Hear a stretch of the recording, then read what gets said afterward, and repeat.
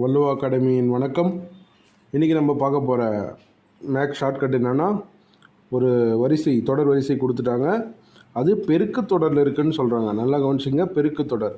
அப்படி இருக்கிறப்ப அதோட பொது விகிதம் 10வது உறுப்பு 2 கண்டுபிடிக்க சொல்கிறாங்க.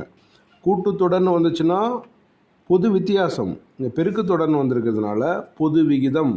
அப்போது இதை எப்படி ஹேண்டில் பண்ணுறதுன்னா, ஃபஸ்ட்டு இருக்கிற நம்பரை ஏன்னு எடுத்துக்கிறோம், பொது விகிதத்தை ஆர். அது எப்படி கன்சிடர் பண்ணோன்னா, செகண்ட் டேர்ம் என்ன இருக்குது, 100 divided by first term cancel பண்ணோன்னா நமக்கு ஆரோட வேல்யூ 10.